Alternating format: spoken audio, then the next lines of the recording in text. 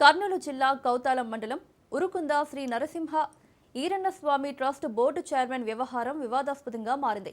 గ్రామంలోని ప్రసిద్ధ ఈరన్నస్వామి దేవస్థానం trust board నియామకాలపై TDP శ్రేణులు అసంతృప్తి వ్యక్తం చేస్తున్నారు.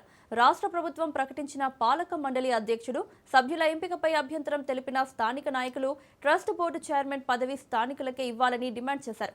గతంలో లోకేష్ యువగలం పాదయాత్రలో కష్టపడ్డ వారికి పదవులు ఇస్తామని హామీ ఇచ్చారని గుర్తు చేశారు.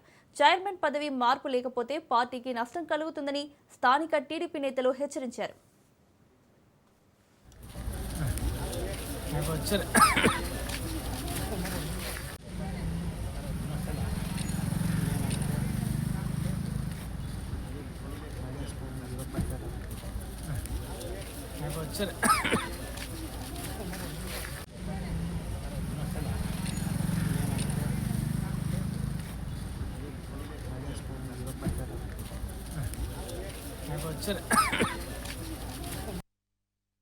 పార్టీలో ఉండి ఇక్కడ కాంగ్రెస్ గవర్నమెంట్ లో కూడా మేము మేజర్ సర్పంచ్ కూడా మనం గెలిచినాం.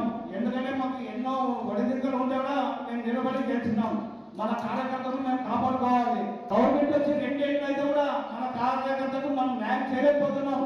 ఎందుకంటే ఈ రోజు వస్తుంది, మంచి రోజులు రేపు వస్తుందని ఎంత ఇదైతే కూడా అది కాలేకపోయింది. దానికోసం ఈ రోజు పత్రికా ప్రకటనలో విలువ చేస్తున్నాం.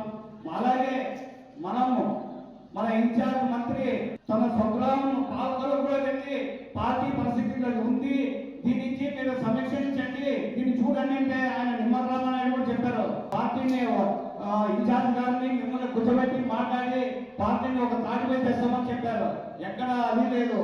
మళ్ళా పార్టీ అధ్యక్షుడు పల్లా శ్రీనివాస్ గారు ఎన్నోసార్లు మొదలుపెట్టాం, అది ఫలించలేదు.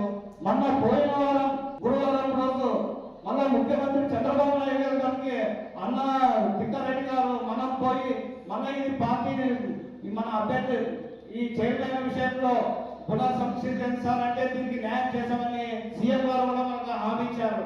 కానీ అక్కడ సీఎం సార్కి ఈ దృష్టి ఇవన్నీ జరుగుతున్నాయి తెలుస్తుందో తెలియదు, మనకు అర్థం కావడం లేదు. కానీ సోమవారం జీవో వచ్చింది. కానీ పార్టీ ఇంకొకసారి పునరాలోచన